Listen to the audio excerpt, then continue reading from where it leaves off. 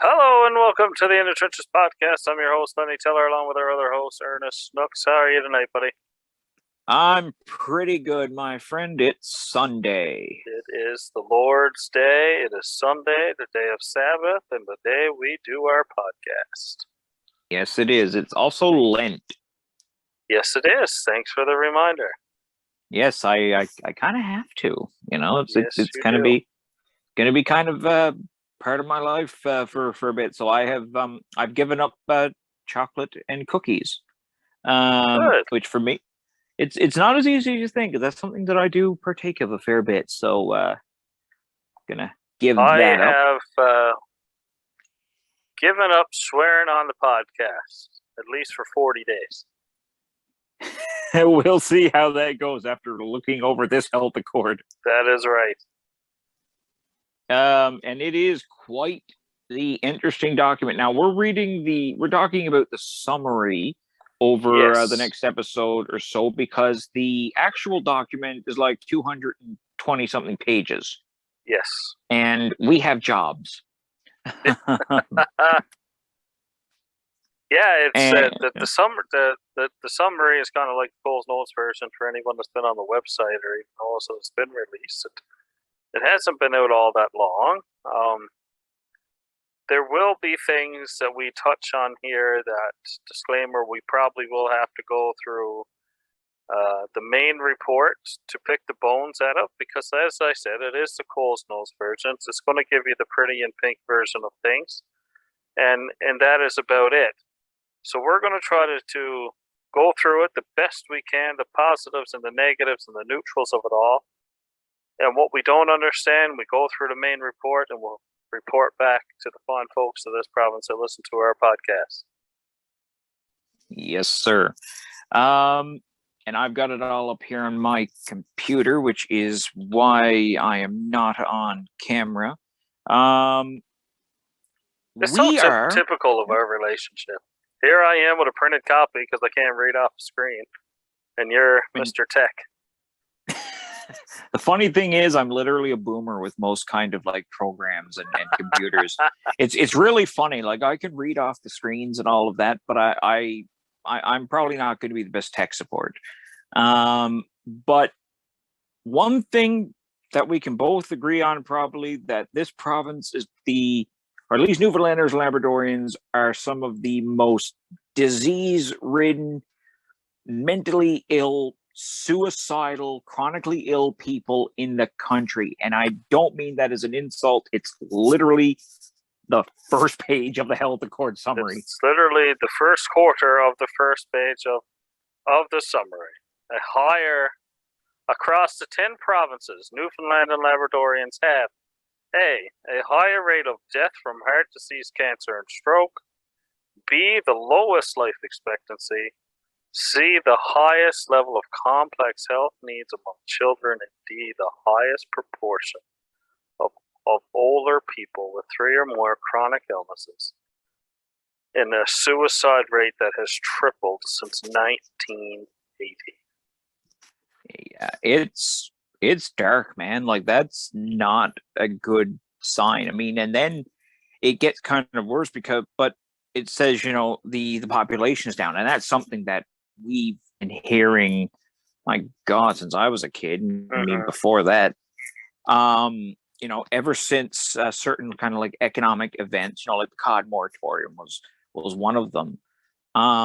The population has been dropping, and a lot of these things, the low life expectancies, the heart disease, the cancer, the strokes, the complex health needs, and that, I mean, they are because of a lot of other factors. Some of them are genetic, because Newfoundland has is the founder's effect. We have a limited gene pool, and immigration has not been our strong suit. So we've been kind of forced to seek love in nearby communities or within our communities, and that has repeated itself a little too much sometimes, and a little too close to the family tree. Not on purpose, but just it is how it is sometimes. And because of that, there are certain genetic we're more genetically dispositioned to a few things, like heart disease and strokes and cancers and attention deficit disorder, autism, because autism rates in the province are quite high. Yes, they are. We Surprisingly. are. Well, tell you the truth, as someone with who was diagnosed from an early age with ADHD, it doesn't really surprise me, but the thing is that how much of these are legitimate diagnoses is kind of up for dispute, because when I was younger, it was essentially your child is hyper, here are some pills. And that's how it was. Yeah. So there are people who aren't properly diagnosed with ADHD or autism, and there are people who shouldn't have been diagnosed with that and are, and that ties in actually to some of the issues with the healthcare system, and I'll talk about those later on. Right. But I mean, the thing is that we are our own worst enemies. I mean, we have unhealthy diet. It's a very sodium based kind of thing. Everyone likes a good Jigs dinner. Not really me. I tell you the truth. I've never actually had a Jigs dinner. I'm not a really good newfie. We smoke a lot. We definitely drink a lot. And we're just generally healthy. I mean, yes. And that's probably also due to an increased sedentary lifestyle. Like, we're not out and about. We're not doing physical work. We're either sitting at cubicles or sitting at home, because that's why the unemployment rate is high. As we spoke about that actually with our friend Renaud Brassard actually last week. Yes, we did last week's episode. Yeah, and one of our best ones, and you could tell it was one of our best ones because it was a really great guest, and I'm really glad. I hope he'll come on again soon to talk about the fuel prices now, because that's an episode in itself. But he touched on the labor participation rate and the unemployment, and that's another health issue, Lenny, to tell you the truth, because I mean, if people aren't working, they're probably home. If they're home, they're probably not moving around too much, or with any kind of great. They're probably eating, and if they're not working, their dietary kind of habits are a bit poorer. There's more soda, there's more processed foods, potato chips, microwave dinners, cheap things to buy, and definitely not healthy. Right. I just want to go back to one thing you talked about earlier. Sure. Again, on the first page, we talk about economic devastation, and in the early '90s, it's no mystery, it's no secret what happened in this province in the early '90s when the federal government stepped in and said, "Boys, we're shutting her down. There's no more fishing." And you've had a lifetime of Newfoundlanders, generation after generation after generation, whether we were part of Canada or as our own country, who were fisher people.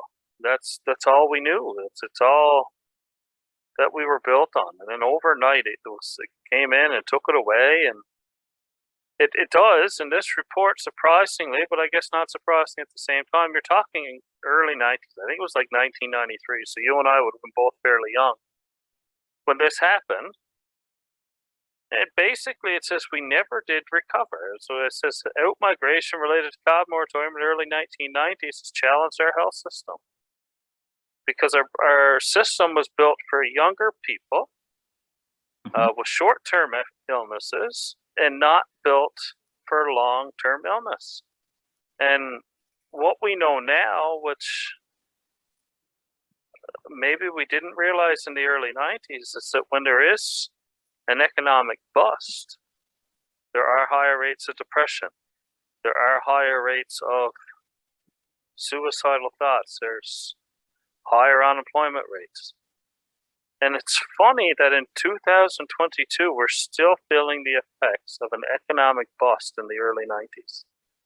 And when you Well, read it, it kind of makes sense. You kind of say, yeah, I don't think we ever did recover, even though we have become a natural resource province. I don't think we ever got back to where we were. you're right, and that's actually not because of like economic conditions or markets. It's actually because of poor policy. Exactly. Um, and that's something that I it's kind of a recurring theme with me. I like to talk about that because the government never really plans ahead for the long term. They look at something and they say, okay, we have to put a band-aid on this quick. We need some solution that's fast. We don't really care what it is, as long as something that'll kind of get people either distracted or occupied, working or something. The pay might be a lot less than what it was, but hey, we're going to try. Right. So that's what they do. They put these really short-term solutions in place and try to drag them out, because the government doesn't say, okay, this here is working, what can we do to add on to it, to make it better, to make it longer lasting, to make it spin off into something else. Mm-hmm. It's oh crap, this is happening, panic, panic, panic. And then they kind of wait for some savior to come along, and that's kind of a problem in Newfoundland and Labrador. We wait for someone else Right. to come up with a solution. It's kind of Because like that Office episode where they're practicing for a fire drill, and then it happens, and it's, okay, everyone, don't panic, and everyone just goes crazy, running around everywhere. There's alarms going off. That kind of seems like what the provincial government reacts to sometimes. well, it is, because I mean, like I said, we don't think in the long term. We don't say, okay, the moratorium is upon us. It's happened. What programs can we institute now that will get people retrained, that will Mm-hmm. keep them in the province, that will, if not give them the same standard of life, either only a little bit less Mm-hmm. or more. It's and what do we need to do to bring in the economic changes, or to enable the economic changes that are going to make sure that this moratorium is not going to economically give us a pounding. And we never did. I mean, like I'm like, actually, my family was almost affected by this, because my dad was with this at the public service back in the day, and that was like during the Clyde Wells era, Mm-hmm. and Cut and Clyde. He we actually survived the public service purges, I guess is what some people might call them. So I mean, like we came pretty close to probably having to live outside the province too. I'm glad we didn't, but it happens. But I mean, like, but Lenny, like this doesn't just apply to like the economy, in terms of the government's policy towards Right. planning. It's the healthcare system, it's energy policy, it's infrastructure, it's everything. The government does not plan things, or if they do, it's only for oh crap, an election's coming, quick, do something. Right. Make us look like we're achieving a goal. Like certain like that French school out in Cape St. George, Yes, at sir. Col de Saint Anne. I mean, like I remember when the God, what was it? Was it the 2018 election? I think it was when that was when Finn was still the MHA out around here, Mm-hmm. and there was lots of complaints about that building. They're like, oh yeah, we're going to build you a new school. Don't you worry, boys. That's going to be good. We're just going to. And then it was like, well, we're just going to take some money and fix the floor because the floor is kind of sideways. Mm-hmm. And now I think it's essentially like, now you guys have your class in the basement of Our Lady of the Cape or something like that, or whatever school it was out there. I think they're still going to school in the basement. Oh wow. but now I might be wrong, and if I am wrong, if anyone's a parent or lives out that way and knows what's going on, let us know, because I really don't want to be wrong. But I remember that that was kind of an issue with that school. But I mean, that kind of shows what the government. Same thing with the kind of in terms of health there with the clinic here, the clinic here in town. I mean, we thought we were going to see a brand new clinic, but they just instead of the government planning that out or even looking at it, they just paid, I think it was like $200,000 or $300,000 to fix the siding. And it looks really nice, but it's still like a base era kind of military building. Yeah, they did nothing. They did nothing to fix the inside of it, and there's still complaints coming from patients and physicians in that building of things that don't work. But if you were to drive by, it looks like it's brand new. Yep. And I remember that election because it was brought up time and time again. We have a federal government who wants to have a green economy. We have a liberal government who wants to follow suit. Our healthcare is in shambles. You have patients going to a nearly inaccessible building. So it is accessible, but barely. And when you get inside, it's either way too hot or way too cold. Some things don't work. And there's a big old oil tank on. And this was brought up time and time and time again. So instead of replacing the heat source, they put a facelift on the building and built a fence around the oil tank so you could no longer see it. But isn't that fence around isn't that kind of indicative of Newfoundland? That's what we do. We don't actually fix the problem. We just fix the outside of it to make it look and hide it. Right. So it doesn't look like a problem to the outside world. And I don't know how Haggie's going to feel about this next statement that's still on page 1. And to me, they finally realized, not the Liberal government, because I still don't think they've admitted that we're in a health crisis yet. And Minister Haggie, if you have, I apologize, my friend, but I haven't heard you say it yet, and you really need to say it. Because under sustainability, it does say word for word, and I quote, one significant outcome has to be a sustainability crisis resulting in, one significant outcome has been a sustainability crisis, resulting in high numbers of unfilled positions for many health professionals, increased numbers of short-term replacements for physicians, greater workplace stress and burnout for those working in the health system, and reportedly, almost 20% of the population without access to a family physician. If that does not say crisis and have crisis written all over it, golly gee, I do not want to live in a health crisis, because we are at the brink. If we are not in one right now, which I firmly believe we are, then, boy, if it gets worse than this. Does it? Well, it is getting worse too, because I mean, I'll tell you the truth, like I'm one of those 20%.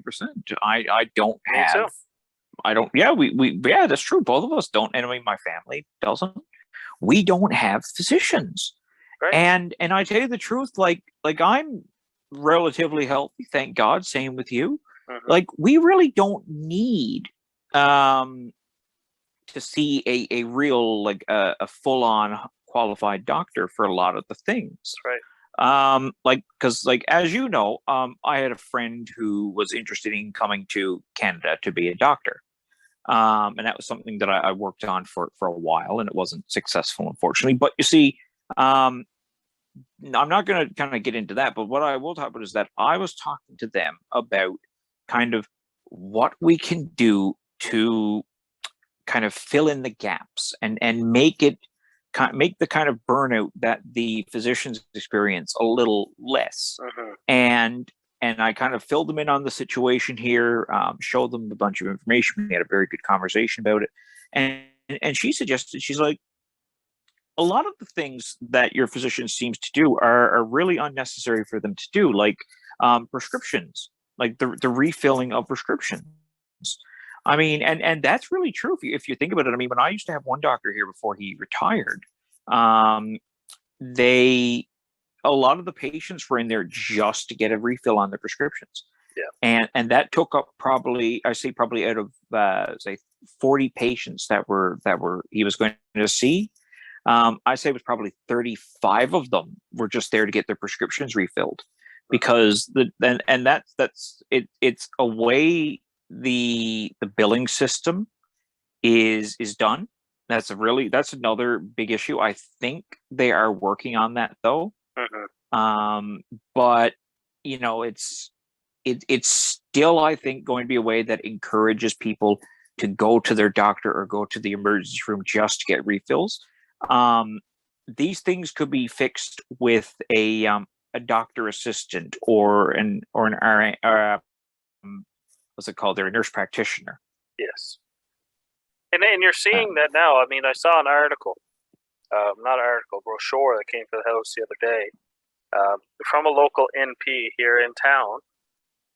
That is, it's $35 a visit, or for $300 a year, they will become your family physician. Yep.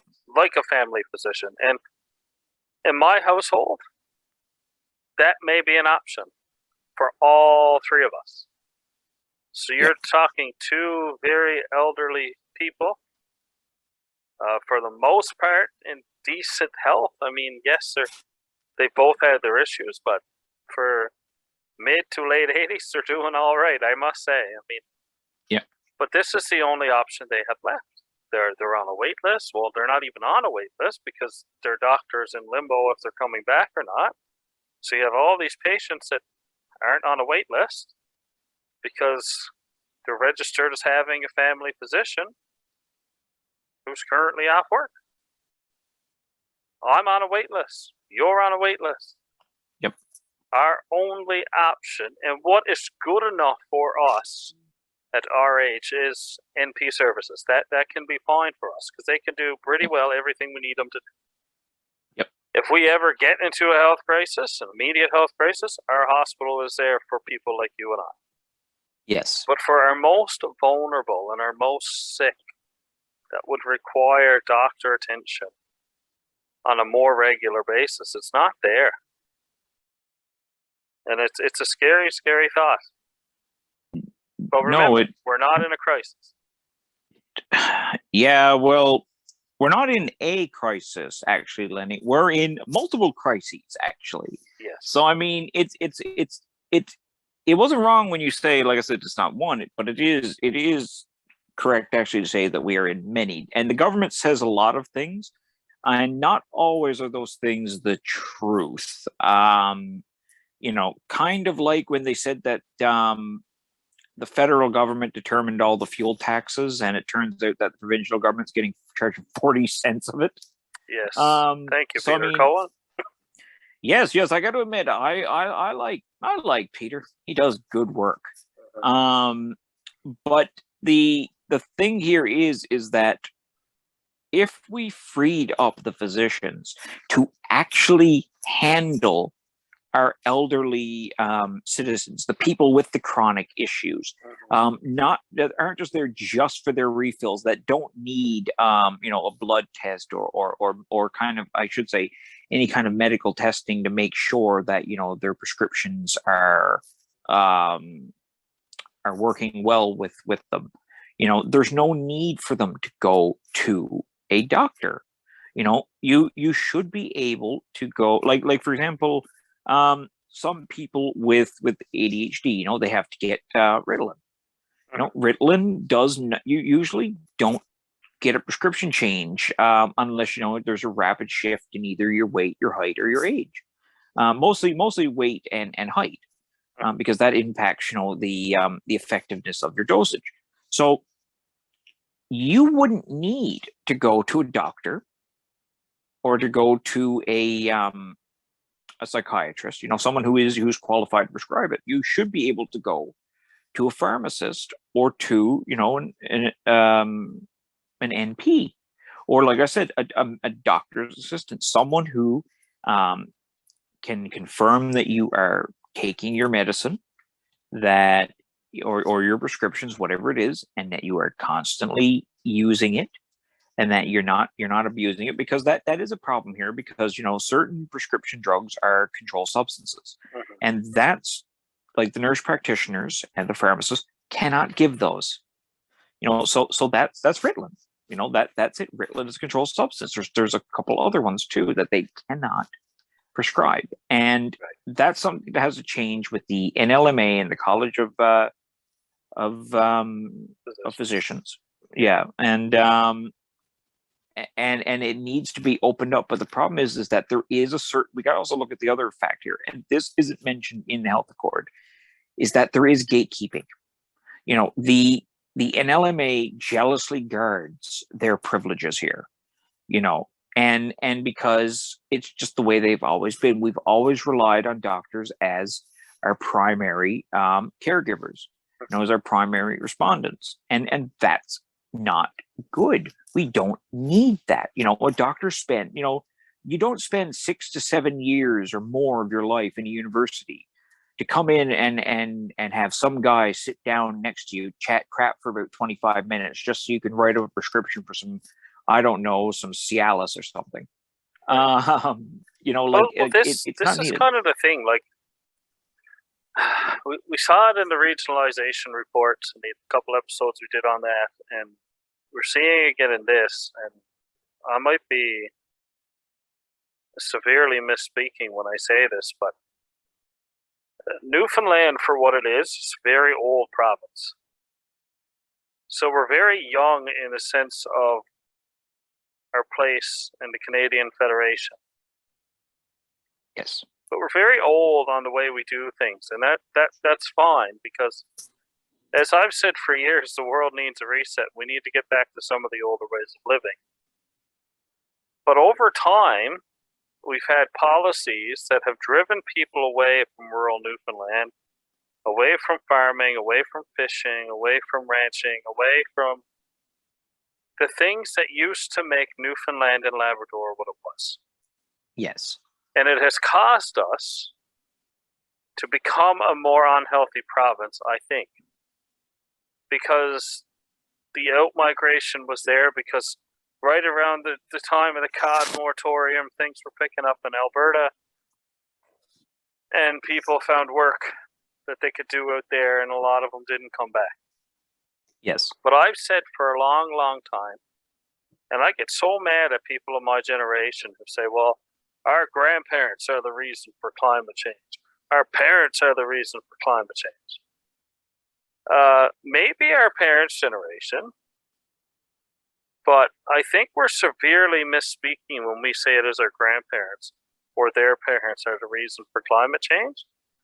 Because if you listen to my 87-year-old grandfather and 85-year-old grandmother speak, they made clothes out of potato sacks. They reused things. Things weren't made of plastic. Everything got reused. Things got replanted. They saved roots that they could for replanting. They made all their own food. They did things sustainably. They did things to survive. And as a province, we're trying to catch up with our brothers and sisters in the Federation, which, yes, makes sense. So if healthcare needs to look different in this province, yes, it does. Does regionalization need to happen at some extent? Yes, it does. But we need to get back to the basics of what used to make this province the greatest place to live. Yep. For me, it is the greatest place to live. But for a lot of people of our age, it's not. Because we were always told, you need to be a doctor, you need to be a lawyer, you need to be a social worker, you need to be a teacher. And you were frowned upon if you wanted to take a skilled trade or live off the land. This talks about how our health has gotten worse over time. And the one thing that's happened over time is we stopped going after the things that made us healthy. the land, the water, the things that kept us active and healthy. We got away from that as a province, started to import it all. Yep. We need a food sustainability plan in this province that is just for this province. There's growing crop, creating meat, all of it. And our people will start to get healthier. Absolutely. Yes, we need to fix the addictions issues. Yes, we need to fix the healthcare issues. Yes, depending on who's a community team, it may be wonderful. No, not every community in Newfoundland and Labrador needs a hospital. But they need emergency services. They need to be able to get the things done. So just to say, we pick on Stephen, let's pick on someone else tonight. Say a small town in Grand Falls has their own hospital with a surgeon. Instead of saying, nah, surgery's gone, you're driving an hour may be too late. Yes, absolutely. If you have a surgeon on site in a certain distance that can do day surgery, who needs to be called in and do emergency surgery, that's wonderful. Now, I know the argument has been from the health professionals that it's not that easy because you need this, this, this, and this. Yep. Well, maybe we have to cross-train some areas. Is that possible in healthcare? Can health professionals be cross-trained? I don't know. I think they can, because and I'll kind of speak from experience on this, is one thing that I find Stephenville is severely lacking is the ability for women to give birth here. Yes. That's a huge problem. But when I was born in Port aux Basques, and the doctor who delivered me was he's dead now, so I can say his name. It was Dr. Taylor. And Dr. Taylor was not an OBGYN. He was not an obstetrician. It wasn't anything. Right. He was just a regular doctor. And doctors like that other generation, they called the World War II generation, the best generation. You know what I mean? And that generation of doctors, the previous generation, were the best one, because they weren't just like, well, I am just a general practitioner. I only do very limited scopes of things. It's the same thing with the local surgeon for this and that. But the funny thing is, general practitioner means you are generally skilled at kind of everything. You're the jack of all trades when you need to be. I mean, that's why when doctors are being trained, when you're an intern, you get rotated around a different kind of fields. So you get to see the ophthalmology, you get to see the gynecology, you get to see all that, because you need to do that. You need to have that knowledge, you need to have that training in case the emergency arises. But that's the thing, Lenny, with the gatekeeping, and that ties into it, because the NLMA and the College of Physicians and I don't, maybe it's something to do with the way that the doctors are being trained now, even, is that they have it in their heads that I can only do that. Each kind of situation requires the specialist. And that's an issue. And you said, like, people need to get back to the land. And that's 110% true. You're so right on that. But what we also need to do, what also will make people healthier, is meaningful employment. Correct. And I mean, because I've heard somebody say one time, the best poverty reduction strategy is a job. And you know what? The best way to improve healthcare outcomes is a job. Because if you're working, you're not staying at home, you're not eating chips, you're not drinking beer or whatever it is you're up to. You're less likely to get into addictive situations too. Because I can guarantee you this, a lot of people addicted with substance issues around here, they're people who have been mainly throughout their lives unemployed. They're people who through usually no fault of their own, got caught up in it and got, these addiction issues. And they didn't have the structures in place to take care of them. But I mean, it's because, I guess the best way I could say it is, idle hands are the devil's playground. And there's nothing truer than that statement. And that ties into something that'll be we'll talk about a bit later on. I'm sorry to kind of go all over the place on No, this. it's all good.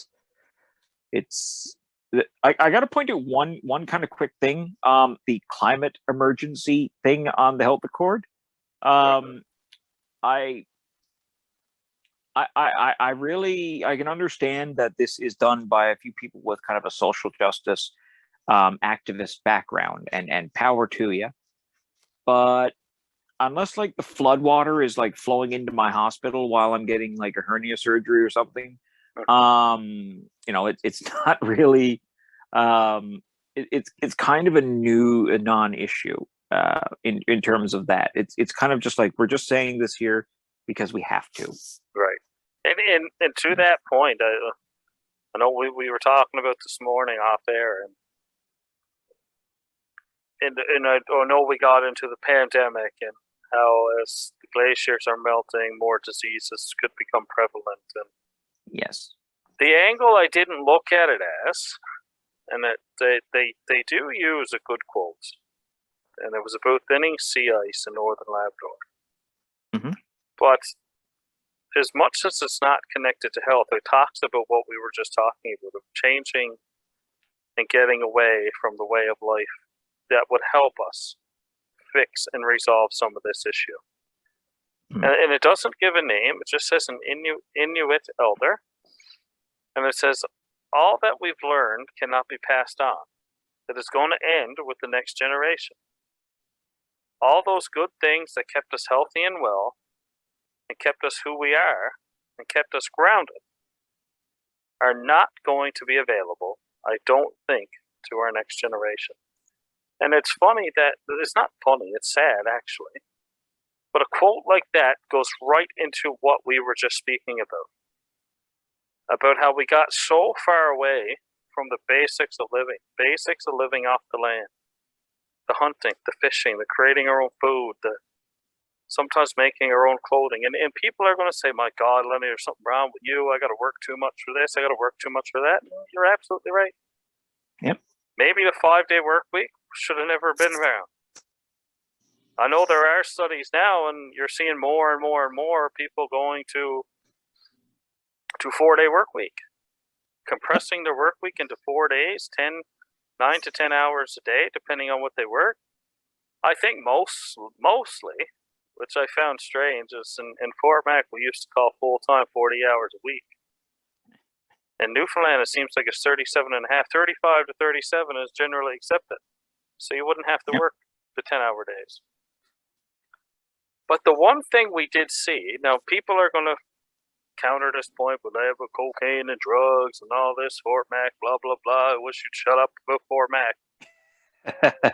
The one thing you did see with the folks that worked 410, naturally happier, naturally more time to work on themselves, to be home with their family. And the issues that you do see up there arise when they work way more than that. Yes. When they work 6 and 1, 11 and 3, 24 and 4.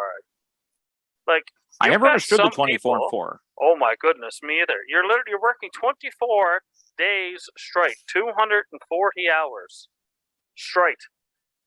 Yep. And taking 4 days off. So you sleep for the first 3.5 days, go buy your groceries, and then go back to work for 24 days. But that's when the problems really started to arise. We've become a culture who are so dependent on working long, strenuous hours. Yep. And we've lost all focus on structure of family, structure of health, self-care, getting to basics, everything. So jobs, 100% important. We should all be working.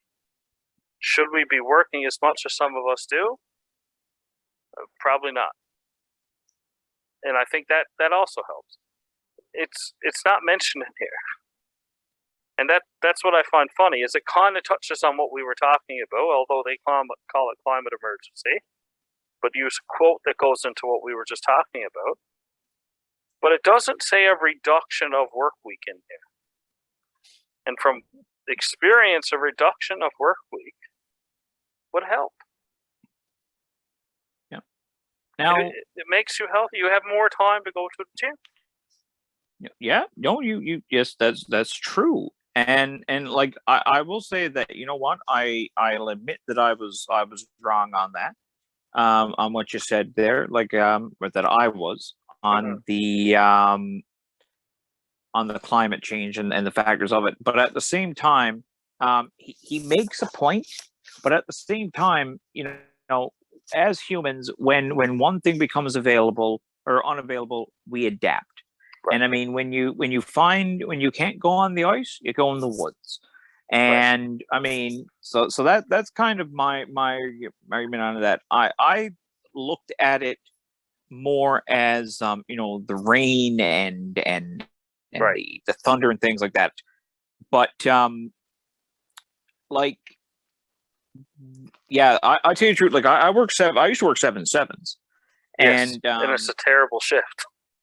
Well, oh my, actually, the first well, week is terrible. That 7 days you have off, by about day 4, things get okay. I used to work night shifts.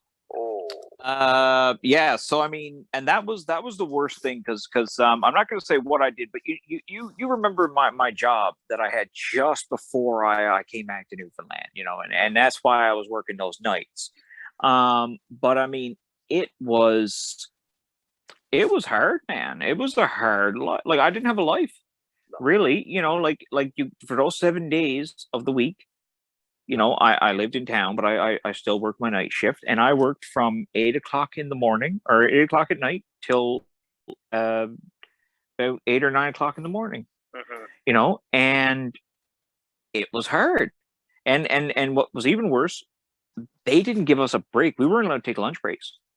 Like, they told us, like, you're not allowed. You got to eat on the job. You got to eat while you work. If you take a rest for more than X amount of time, you're in trouble, and you got called in. And I knew guys who got fired for taking half-hour break.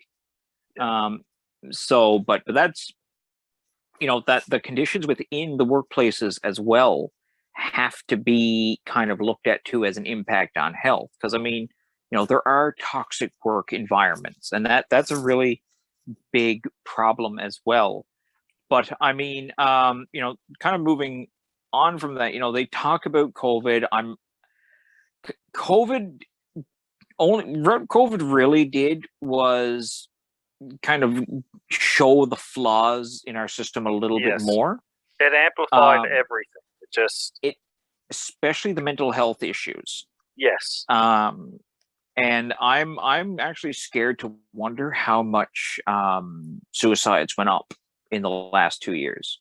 right. I imagine they skyrocketed. And but on the next page after that, on page 3, I mean, uh, this probably going to be better we do an extra episode or two, because this is going to be a while, because we're just Yes, going to pick apart everything in our this kind of is a in our way.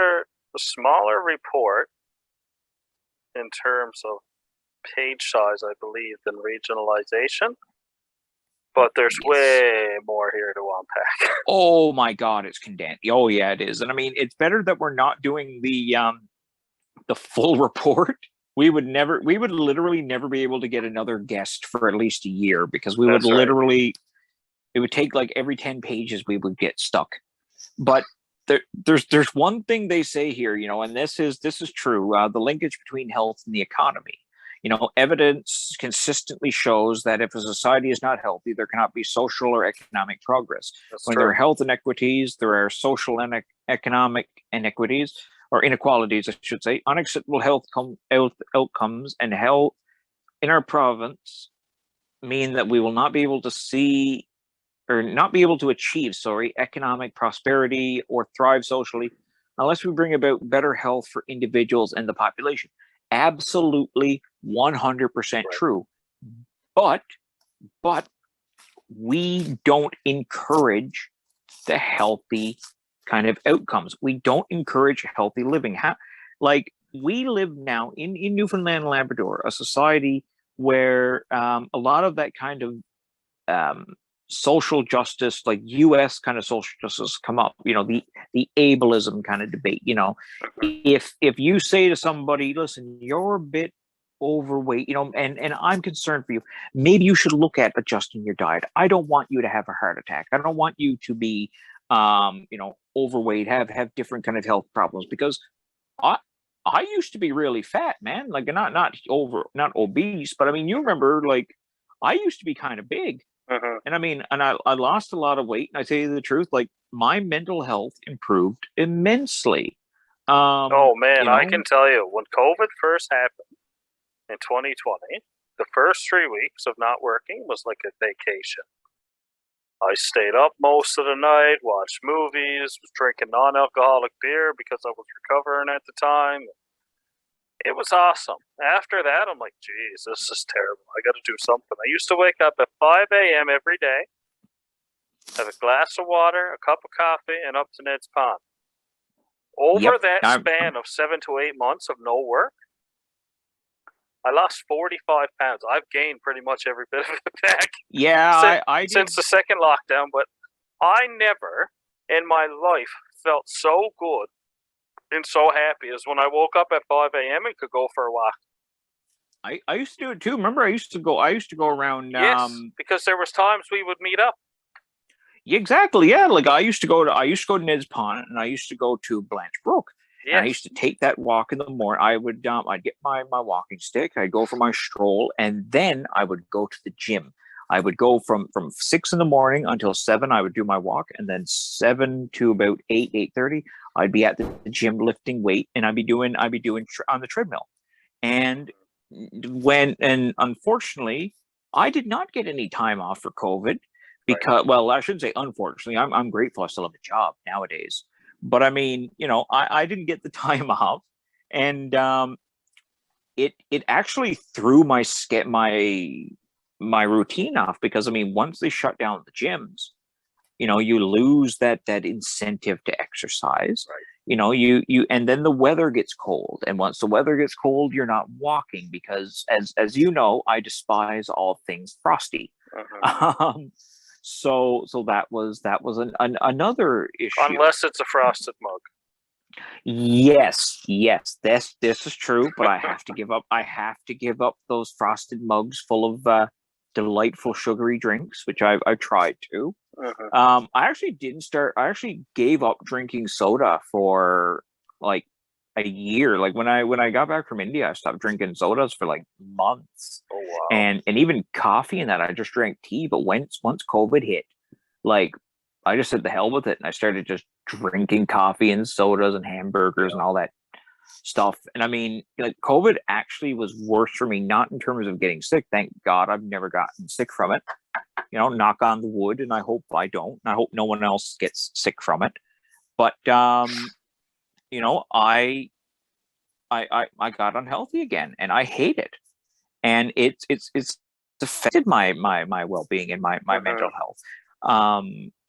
But now that things are opening up again, hopefully, um, you, and with the weather getting better soon, um, I'm going to try to give that a shot. I've got myself on a timeline in that, but that's not really important here. The thing here is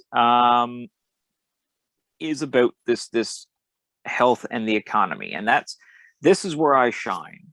You know, the issue here is that this ties into what I said about government having really bad kind of policy planning. They Right. suck at it. They suck so bad at policy. Everything is terrible. It's just I'm going to be the one to swear on this episode. It's half-assed. Mhm. And that's the best way to describe it. And, like, there's a graph here, and it goes, health spending is way up, and social spending is roughly the same as it's been, over Yes. the last, 10 years. It's actually gone down a bit. Yeah, we're only at about just a little under $500 million at this point. But for those of you who can't see the report, health spending just before 2020, and I'm glad they cut it off because I think these past 2 years would skew everything. It's not really a great example of what we're spending on healthcare because, as you know, pandemic is a crisis and spending does have to go up. But there's no bones about it. It has to happen.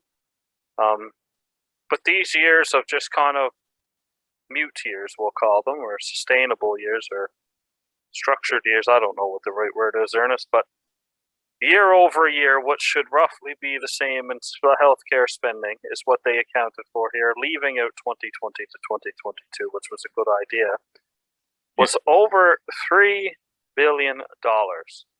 And if you want to know what that is from the start of 1980 to now, or from to about 2019 here, it's a percentage increase of 232%. And as we mentioned a few pages back, they say we never did recover or change our strategy from the cotton moratorium days.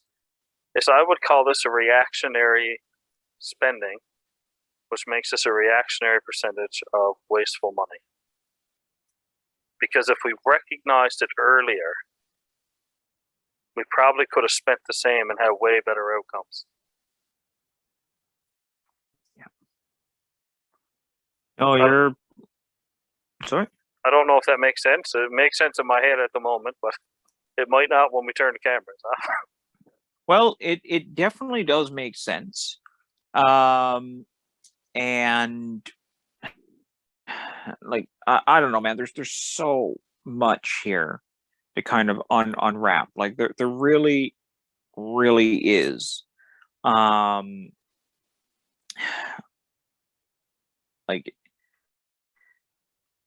Like I want to say like social spending is a critical part, and to an extent it is. But what we haven't done is say like, okay, for example, like the healthcare spending has is skyrocketed.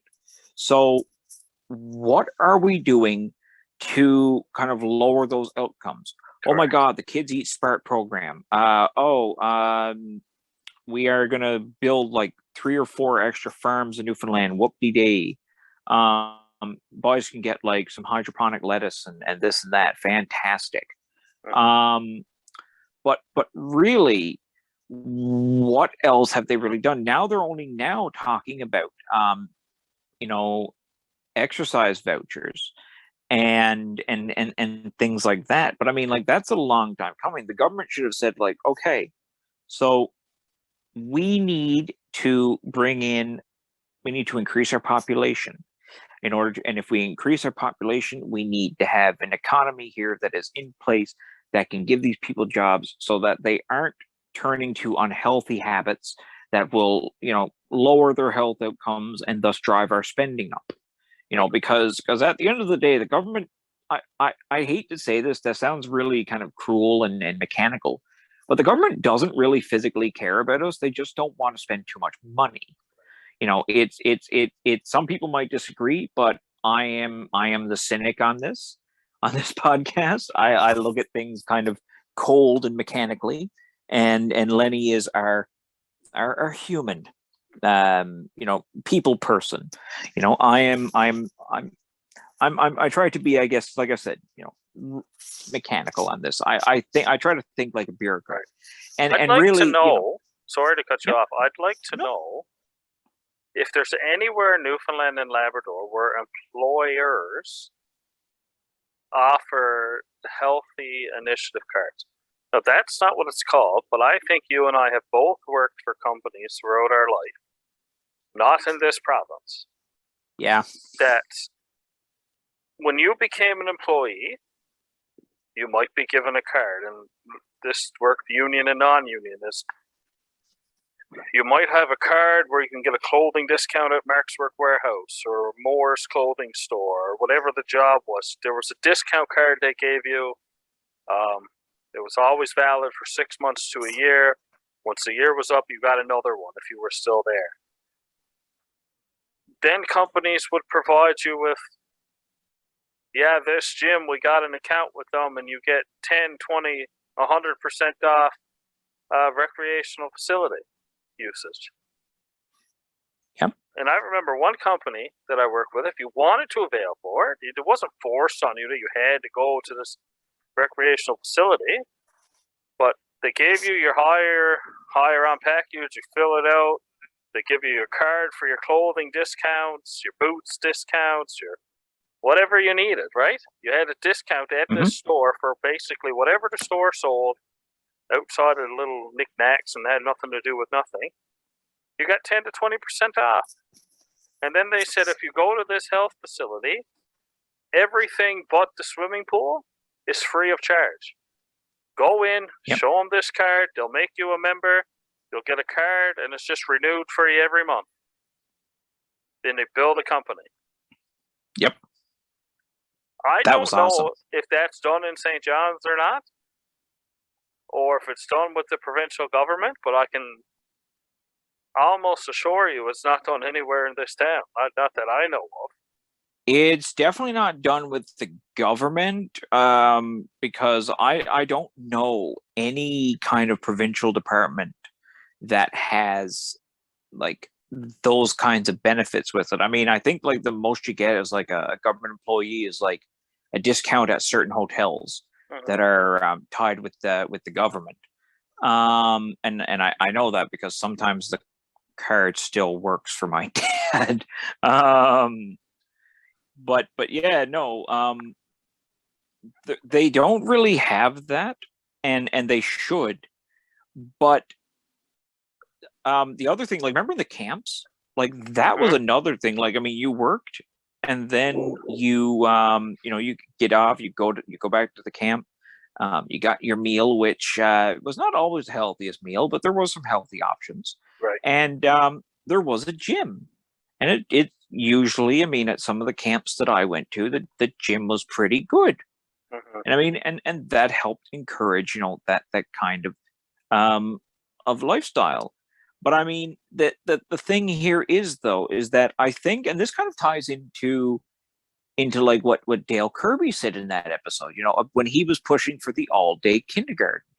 And like, if the young children are at the all day kindergarten, or if we have the cheaper kind of 20, or was it like, is it $25 a day daycare now? I think it's $10 a day now.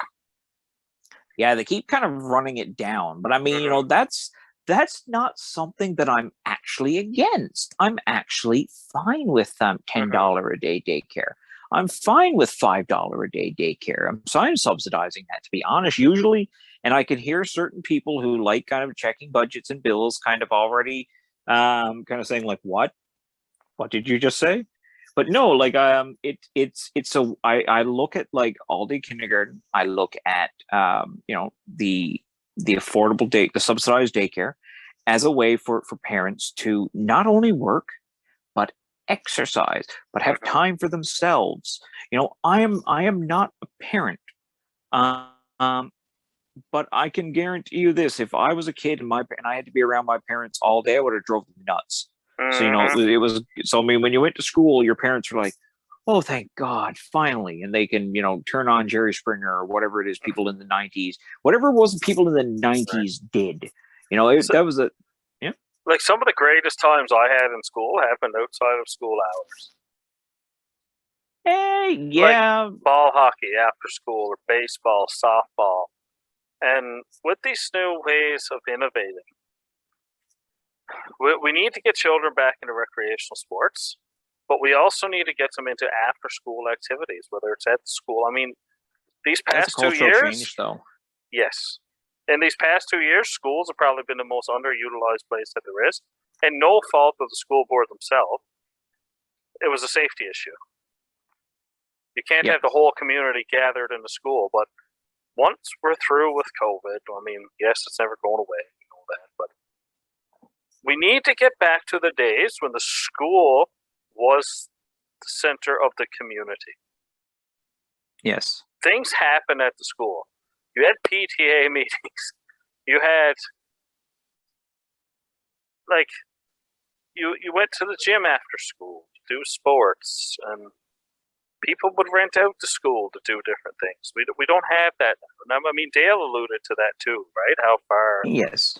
away we've come from the things that makes us great. But like, could you imagine an after-school program? Because Dale did allude to this as well, that you can't put everything as a course in school because you'd never be able to do school. Because every interest group wants their own program in school. Yes. The one thing he didn't say, but I think he was kind of alluding to, instead of advocating that the program be in the school, do a program after school. Yeah, if you had an after-school program around the basics of fundamental money management or farming, and you had a little plot in the back of your school just for farming, parents wouldn't sign their children up because they're already at school, they're already with the teachers, so they already have a trust in these people, they already have a trust in the institution to send their kids all day to learn, that they'll trust who the school is bringing in for the most part, and their kids will learn, and they also have more time to work. They also have more time to go to the gym, to play, to do what they need to do to better themselves as well. But we don't do that no more. No, we really don't. And I mean, like I said, this requires a cultural kind of change, because I mean, like everything now is digital. Right. Like I know people now, they don't get the babysitter, they get YouTube. Yes. You know, and that's a huge problem. Like I have a friend, and their children are glued to some sort of screen. And you know what? I tell you the truth, dude, I'm not one to talk. But I mean, I try. I mean, I try not to be. That's why usually you can find me in the mornings with a good book, because I'm trying. But the problem is that the book's still digital. But still, you know, it's not a video game. It's not this. It's not that. But I mean, like the children now, they've all got cell phones. They've all got internet. And instead of going out and hanging out like when we were kids, and my God, that feels like age now. But I mean, even 15 years ago, like when you know, in grade 10, grade 11, you know, you still went out with your friends, you still hung around. I don't see that now. Like when I was like I work around town, I see it. I don't see the kids like going out and hanging out for their hour around. No. You know, you see like 3 groups maybe, and the rest of them are probably like sitting in the lunchroom, like playing video games. God knows, you know.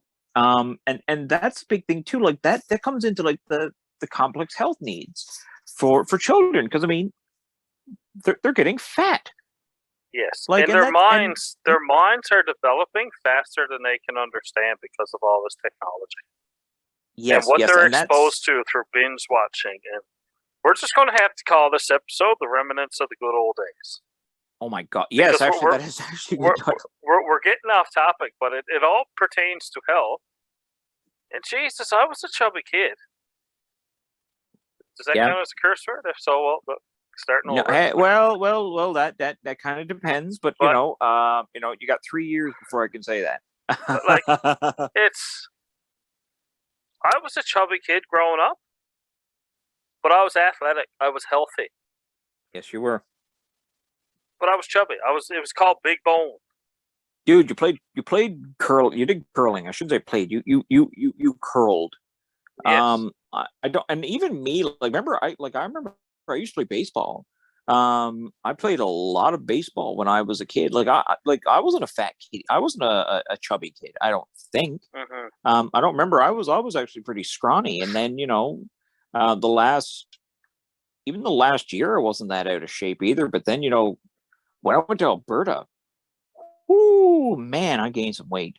But I mean, that was just Alberta. Because if you're not on that compressed work week schedule, this is what happens, and that's what I alluded to earlier. Is if you're working the 4-10s, 8 to 6 for 4 days a week, things are grand. Things are good. Because you have 3 recovery days. You're not gassed on Friday morning. You're probably sleeping in a little bit. but you're not gassed. When you get up, you're up and you can do things. You can function. Yep. I've had days where I've got off that 24-day rotation. I don't remember the first day and a half because I might be awake, but I am certainly not alert. I was a little bit, but like honestly, that's just the way I'm wired. I work sometime. I can work on little sleep. Mm-hmm. Not healthy, really, really unhealthy. No, but it's the choices, I guess, I'm talking about. Like the 4-10 shift, you're getting up on Friday morning, you're making some nice, healthy choices. After the 24 days or the 7 days or whatever, you're grabbing, like, it might be 9 o'clock in the morning, you're grabbing a bag of chips because you can't move off the couch and it's right next to you. Now, there's one thing I think we should really talk about before, as we kind of like wrap this episode up, because I mean, like this was mostly just us reminiscing, but I mean, we're getting back to the roots of the podcast, right? You know, we keep saying that. I mean, this podcast has many various different roots, but one of the things they mentioned, and this is something that I brought up, I believe with Renault, was UBI. Mm-hmm. And this is one of their big recommendations. And it actually, Lenny, it makes me angry that they suggested it because it's lazy. It's great optics, but it's not a good idea for me, at least, I believe, because it still ties down to what I said. You know, the idle hands are the devil's playground, and you know, the best anti-poverty measure is a job. You know, just because you give someone certain amount of basic income every month does not mean their health kind of outcomes are going to improve. And you can show me every kind of study available, from Seattle to New York to Timbuktu. But this is Newfoundland and Labrador. Things are different here. And that's the same thing with regionalization. Things are different. That's the same thing with Muskrat Falls. Things are different. You know, everything here cannot be done with a survey, with a study that worked out well in somewhere like Seattle. The culture is different. The everything is literally different. You know, you're not going to go to Seattle and be like, wow, this is just like Stephenville. Right. But no, like the thing about UBI, you know, it says like we must work closely with the federal government to ensure that all Newfoundlanders and Labradorians, individual and families, have a livable and predictable basic income. I agree with that if it's not the government giving them that basic income. I believe that there should be an emphasis on getting people educated and employed, and that comes down into the funding. Because if we're spending money on you, why are we spending money to give people, you know, free money that will drive costs up? I can guarantee you that, as someone who works in sales, I am not going to be taking a loss when everything else is you know, when you're getting this free money. It's the same thing with CERB. When CERB, it's going to be a first. I can guarantee you this: it will shoot everything up. The sales will go up. You'll see a flurry of activity when people get this money because they're not used to it. But after a while, as prices adjust to meet that change, you're going to see things really slow down, and suddenly that basic income isn't going to be enough, and we're back at square one. Right. You know, that's what I have to say about UBI. And you know, I probably would like to get. I'm probably going to reach out to Renault if hopefully he's listening to this episode and beats me to the punch. But I'll probably reach out to him and kind of ask him, like, to help us kind of cost that, because this is not cheap, and it's money that I don't know if the federal government is going to just give Newfoundlanders and Labradorians UBI. I really can't see that happening, because if they do it for us, they're going to have to do it for many other provinces. You know, so I think that we would be better taking that money and putting it towards, better economic policy, better schools, especially. And I will say this on healthcare. I'm sorry to talk so much in this episode. If I'm talking too much, you can tell me to be quiet. But I think that there has to be a look at the way the hospitals are distributed amongst the province. Like you said, not every community needs a hospital, but you do need basic medical services. That's absolute. But maybe we need to look at having physicians with more generalized skills. Yes. And that's kind of the thing. And that's, is there anything you want to kind of say? I'm sorry for talking so much, man. The thought that's in my head is going to make a case for what this is. And as much as I hate to do that, we have been talking about the good old days and how things were healthier, seemed to be back in the day. And I mean, the caveat here is, yes, some things we were healthier and some things we weren't.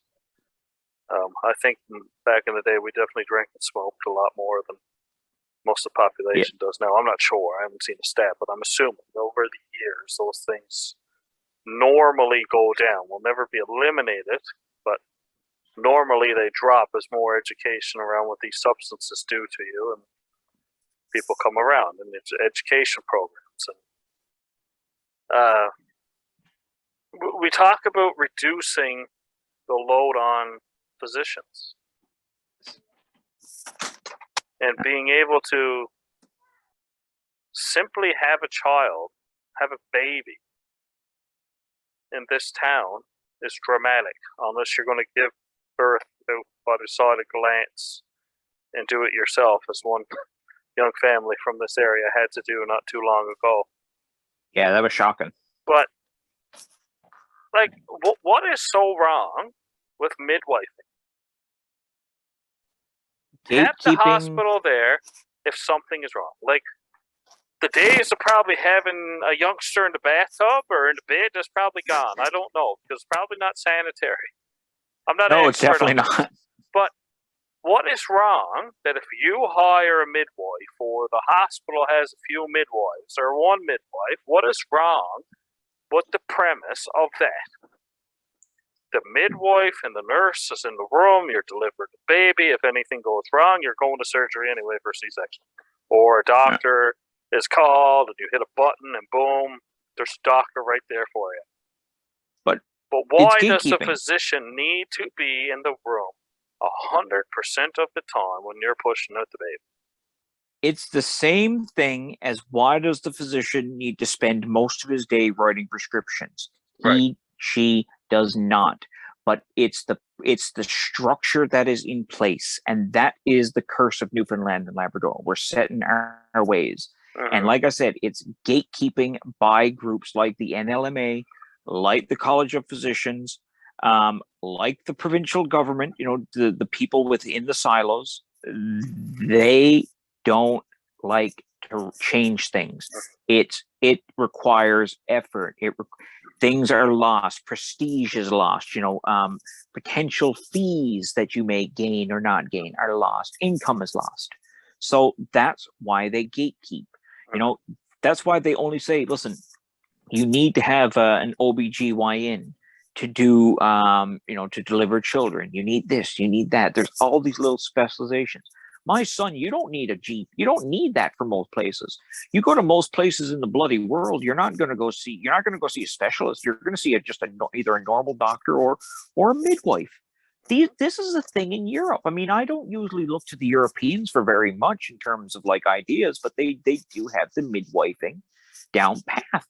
And for a province that has such a problem with having children, my God, we should give you every option to pop a child out. It should be, and I can say this because this podcast is mostly listened to by men, so I can say things like that. And that's kind of a joke, but it's also at the same time it's true, because I looked at the ratings and we're essentially the shed. That's what we are. We're like this. This is either this episode or this whole podcast could also be called "In the Shed with the Boys," but no, like you don't need a doctor for everything. You don't need even a nurse practitioner for everything. You just need someone who can do the basic thing. You decentralize it. You kind of you loosen some of these restrictions. My God, my pharmacist can give me a prescription. And probably the pharmacist is the best guy. I see him like every month. I'm pretty sure he's going to know that maybe Joe over here, he's getting a bit short of pills a bit too quickly. Maybe that's a problem. Maybe that's something that maybe I shouldn't be writing up that prescription. Maybe he needs to see a specialist and he can send out that referral. But for the general person, I don't. And Lenny, like here's the other thing that we don't say, kind of like as we kind of wrap it, wrap it up, I should say. Shouldn't be talking about childbirth and everything like that. And say, but because listen, this podcast is all about growing Newfoundland in every single way, including the population responsibly, of course. But no, like even waiting for a doctor in that takes up time. That's time that you have to miss work. That's time that you have to miss exercising. That's time you have to miss everything. For what? So one guy can go and give you a piece of paper that says you can take this medication, the same medication you've been taking for probably 10 to 12 years, because, if it's a chronic issue. So you think about the impact. We don't talk about those little impacts. We refuse to. We only say, well, this is the big, okay, it takes this thing and that thing and sorry, I'm kind of rambling all over the place here. I'm getting my catching my speed here, I guess, on it. But we look at all these other problems, but we don't look at the main ones, and it's about the accessibility to healthcare. And like I said earlier, I mean, I spoke to a doctor about this, and you know what? I should probably try to get her on, because she might not be in Newfoundland, but she can give us an outside perspective, and that's what we need, and that's one thing I like about the show. We don't go to the we find kind of people all over the place to come on the show, people who have these unique kind of experiences, and it really makes people. That's why we're getting all the views we're getting, and because people will listen and enjoy us, but and learn something. But the thing here is that, like I said, we need to reevaluate primary health.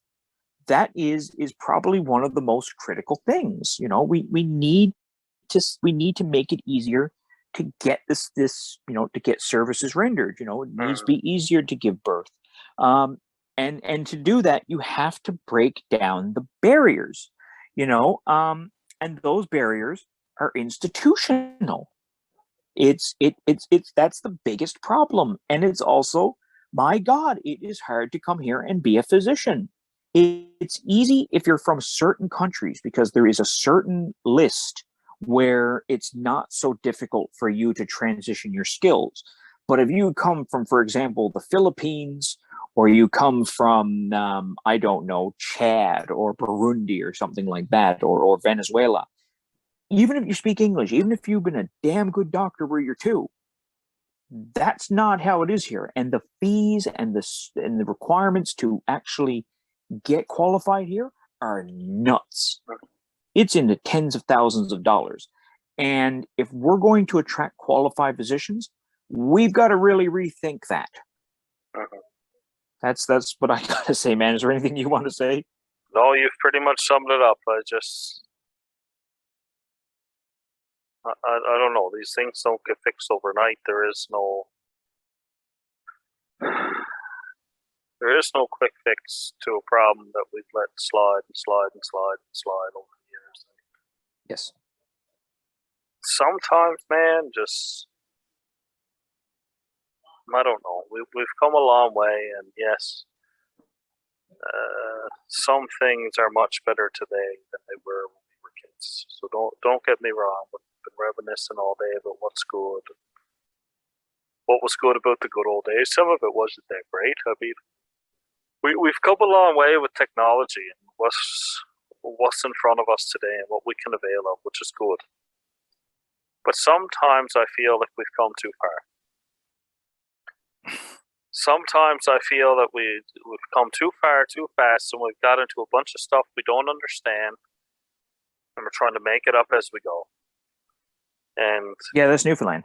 yes, and everything just seems like it's in a crisis, whether it's our education, our health, our finances, our family unit, family structure. It's all of it is just in turmoil, and nobody has the political will to say, listen, we need to take a step back here. We need to stop reinventing the wheel. We need to get back to basics and figure this out as we go. And figure out what it all means, because it's all happened so fast. In high school, we didn't own a cell phone. Nope. That wasn't that long ago when you think about it. 12, 13 years maybe? Yeah, about that. That's not that long in the grand scheme of things. Even if it's 15 years, it's not that long in the grand scheme of things. That's quick. But you can't walk in to a mall today and see a bunch of middle schoolers with the latest and greatest phone on the Snapchat, on the Instagram, on all these games, talking to God knows who and God knows what, instead of being outside with real face-to-face people, and then we wonder why everyone's social anxiety is so high. Yep, you're right. So I think for me, as much as I love progress, and I do, and we need to advance and want to be a great province, we need to slow down for a second, look at where we're to, find what's great about this place, because there is a lot that's great. Find out where we've misstepped along the way, take a few steps back, restructure a few things, and I think life will get a little bit easier from there. And get back to basics. If people aren't eating healthy, it's hard to access healthy food in this province. Jesus, even like that's the word of the night right there. Even when we do eat healthy, you can only have it for 2 or 3 days, and it's moldy. Yeah. Your meat is packed with all kinds of stuff to make it last longer. Yep, you're right. So, as a province, the Health Accord is a wonderful document. This community team structure thing that kind of like puts this thing in place where you not just have a family doctor for stuff, but you'll have a whole host of resources, and every person in the province will be able to avail of it in their own personal, unique way. Wonderful. But it still doesn't address the fact that there's very little farmers, there's very little ranchers, there's very little to do in terms of getting people to go to the gym, there's very little to do with people going to work. So it's okay to do this and put this in place, but we got to do that too. No, you're right. You're 110% right. And like, I think maybe I gotta say this though, like with the nostalgia and that for the quote unquote the good old days, maybe maybe it's just because where we were younger, we didn't realize that the problems were already there. So I mean, it's easy to say things were better then, but I mean we're really so aware. I mean, like as we're older, as we get older, as our families get older, as we are in the workforce, we notice things a lot more, not because we have to. We have to notice all of these things because they impact us now. And when you're younger, it doesn't. You don't think about getting your prescriptions for this and that. You don't think about my back and this and that. The aches and pains and the bills and the and the chills and everything like that. We don't think of these things. Oh, But that is fair. I mean, I mean, you're right thing. But you see, at the same time, I say that, Lenny, things were different then because the problems weren't so apparent. They were starting, but they weren't there. They weren't to this level. So you're right, and we're gonna have to sit down after for another cup of coffee or three, and hammer out how the next episode is going to go, because you know, that's going to be the doozy. That's right. You know, we've touched. I do want to touch a bit more on the UBI, but I mean, we are kind of getting over our time, and you know, it is a lot to take in. And while we might not think that that was completely about the health accord and we got off track, I don't believe that. I believe we were 100% on track because all of these things factor into it. That's right. So that's what I got to say, man. It's another great episode. Yes, it is. And I guess for me, my closing remarks is the saying goes: the best things in life truly are free. Sunlight, water, getting outside and playing, getting outside in general, is all free. Don't cost you anything to open your door and go outside for a walk.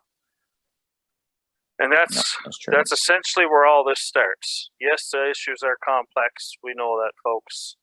But just remember, the best things in life are free, and you can be just as happy outside walking as family or walking, listening to your music, which is that's a current day thing.